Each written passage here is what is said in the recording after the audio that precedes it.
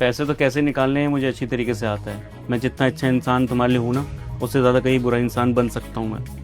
लेकिन तुमने पैसे चोरी के साथ साथ ना किसी की बद्दुआ भी ली है, और लाइफ में किसी की बद्दुआ नहीं लेनी चाहिए। नहीं, वो बेचारी इतनी मेहनत करती है, उनके पैसे खाकर अपने शौक मौज पूरी कर रही हो, गाड़ी ले रही हो, घर ले रही हो, सारी चीज़ें कर रही हो, जो कि शायद एक इंसान की बेसिक नीड भी नहीं है, लेकिन उनकी बेसिक नीड वो तुम खराब कर रही हो। खैर, मुझे ज़्यादा डिस्कस करने की ज़रूरत नहीं है, क्योंकि मैं ज़्यादा चीज़ों पे अगर बात करूँगा तो शायद मेरा टाइम वेस्ट होगा, और मुझे मेरा टाइम पता है कि कितना कीमती है। इसलिए आज के बाद ना तुम्हें मेरी कंपनी में काम करने की ज़रूरत नहीं है, और मैं ऐसा बंदा नहीं है जो पहली गलती समझ के माफ़ कर दूंगा, क्योंकि एक इंसान जब फ्रॉड करता है ना, उसकी नीयत में फ्रॉड लिखा रहता है, वो हमेशा बार बार करता है। तो आज के बाद मेरी कंपनी में काम करने की ज़रूरत नहीं है। तुम्हारे जो PF अटके हुए हैं वो मैं अटका के रखूँगा, और पिछले महीने की जो सैलरी भी रोकी है ना मैंने, धक्के खाती रहना इस ऑफिस के, क्योंकि उसमें से निकाल कर मैं आंटी को दूंगा, क्योंकि ना मैं अपना नुकसान करूंगा ना मैं आंटी का नुकसान करूंगा, और जिसने नुकसान करना है उसका नुकसान हो के रहेगा। नहीं नहीं सर, सर प्लीज मेरी सैलरी मत रोकिए। अगर आप सैलरी भी रोक लेंगे, PF भी रोक लेंगे सर, तो मैं तो बर्बाद हो जाऊंगी। मैंने इतनी सारी चीजें लोन पे ले रखी हैं, अगर मैंने उनका पैसा टाइम पर नहीं दिया sir,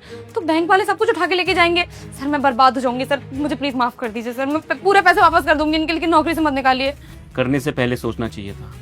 please leave, please leave. Aunty देखिए, मेरी कंपनी में ये सब हुआ है तो मैं हाथ जोड़ के आपसे माफी मांगता हूँ। मुझे शायद जानना चाहिए था कि मेरे पीठ पीछे क्या हो रहा है, लेकिन अब जो हो गया वो हो गया। आपकी पिछले 6 महीने से सैलरी रुकी हुई है ना, रुकिए।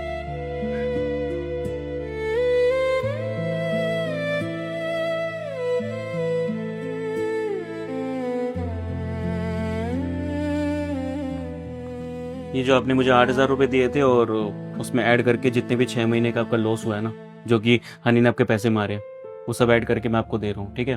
और आगे से प्लीज़ अपने अकाउंट में पैसे लेना, आप कभी भी कैश पेमेंट मत लेना, ठीक है। बहुत बहुत शुक्रिया साहब, आपने मेरी बात सुनी और उस पर एक्शन लिया। अच्छा, अब आप काम छोड़ के तो नहीं जाएंगी ना, काम तो करेंगी ना यहाँ पर। जी साहब, बिल्कुल आऊंगी और पूरी लगन के साथ काम करूंगी और पूरी ईमानदारी के साथ। Thank you.